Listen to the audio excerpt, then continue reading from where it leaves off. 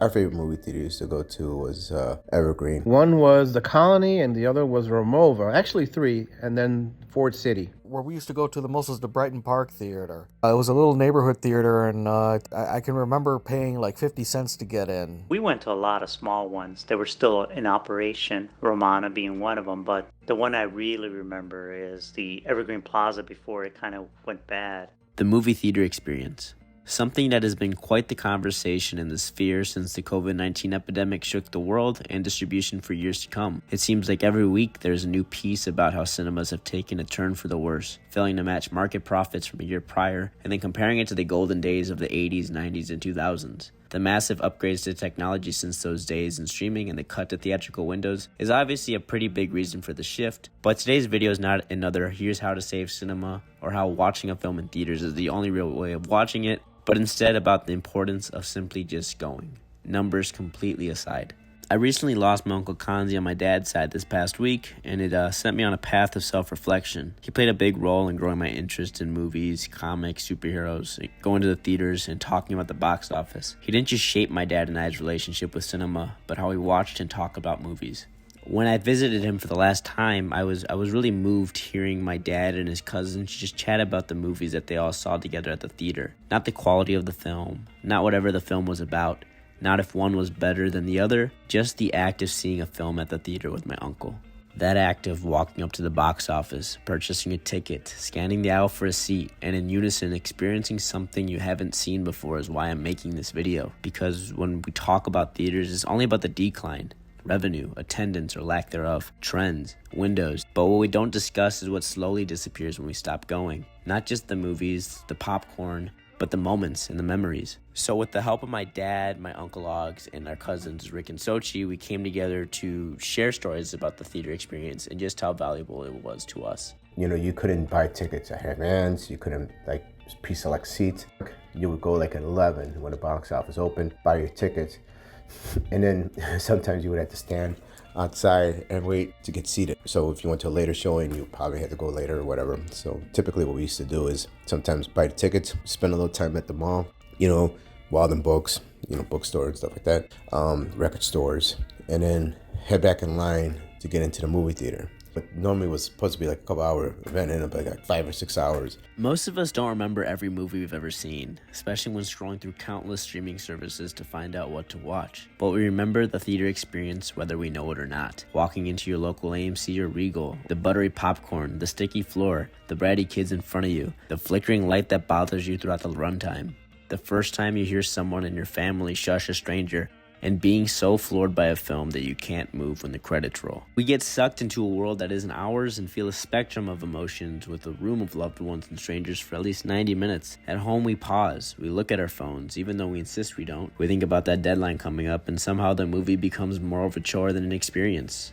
He had a little Datsun that he would drive us to the movie theater. We would all pile into his little Datsun 210, and he would cram. The car was only meant to sit 4 people, and he managed to cram 9 of us in there. He had this Datsun, and basically you could fit 3, and then you had like this kind of like little area in the back at the sit. So you had 3 in the back and 1 in the front. The one with the Ewoks, we all cut school, I think, with cons and took us to the movies. And that was awesome. That was very cool. Yeah, and we love going with cons and all that. I remember when we went to see Animal House, your dad came, and this girl behind the ticket counter told Uncle Cons, are you sure you want to bring your children to this type of movie? Uncle Cons just shrugged and said, they want to see it. And she still bought the ticket because she thought he was our dad. So she couldn't do anything about it because he was the adult buying tickets for their children.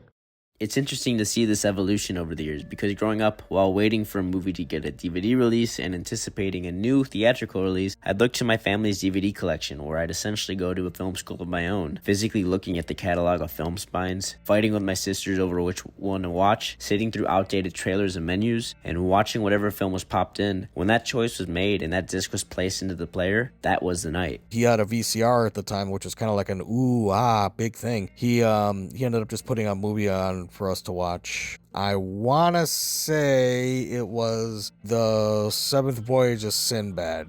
It obviously wasn't the same as a theater experience, but it felt like a ritual of its own. Many of my favorite films are ones that I watched on Friday nights in my basement with friends and family, with the speakers so loud you can hear it from the backyard. But streaming changed how we operated completely. Looking through a pile of Adam Sandler DVDs and Tom Cruise Blu-rays was slowly replaced with scrolling and computer-generated recommendations. What used to feel like our decision and a night to look forward to had become pretty disposable. Series and films intertwined to the point where we couldn't differentiate, and soon we just settle on the hottest program of the week. Now, I'm not about to go on a full rant about the current state of streaming and its downside, as it has become a ritual of its own in both good and bad ways, and I stream literally every day, but these memories have made it clearer than ever that theaters in all of their messy glory still matter. Not only for the film industry and its financial gain, but for audiences around the world, for the moments we share before, during, and after we go, especially with family members and, in this case, my late uncle. These are foundational memories that shape us, our interests, and our relationships. Mango was a lot of fun, you know. We were young. I remember we were maybe 12 years old, 13. We started doing it, and it was just always a lot of fun. We would laugh, we would joke, we talk about everything: music, movies, what's going on with everybody. We all have this connection with Theo Kans. You know, I'm into science and I'm into nerdy stuff, and it all can be tied, books, reading, all that can be tied back to Theo Kans. So I think a lot of us owe a lot to him and his influence on us.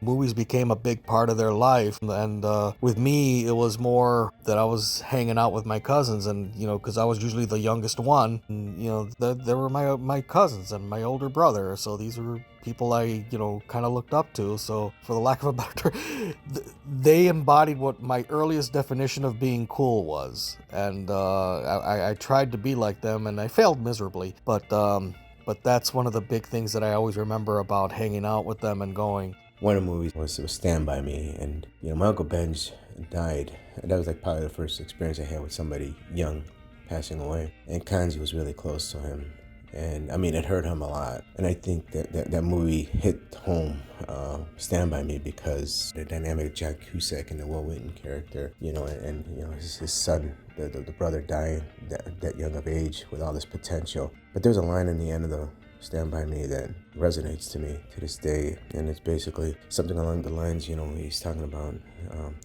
the River Phoenix character, and he read about him getting killed. He said something along the lines is I know I haven't seen him much, but I know that I will miss him.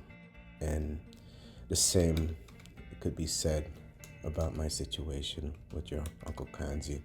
As for me, Kanzi would take me to a lot of animated films growing up, and he would burn disc of the ones that I liked the most. Whether it was legal or not, or in the right language, was a different question, but I always look back on those memories and smile. I can't tell you what this medium will look like in the next 5 to 10 years, or how good the movies will be, but I can tell you this. Someday, somebody will remember that silly comedy or that soapy drama you saw together. They won't remember the drama surrounding the movie or the opening weekend gross. They'll remember that for a couple hours you experienced a memory together. And that's enough of a reason to buy a ticket.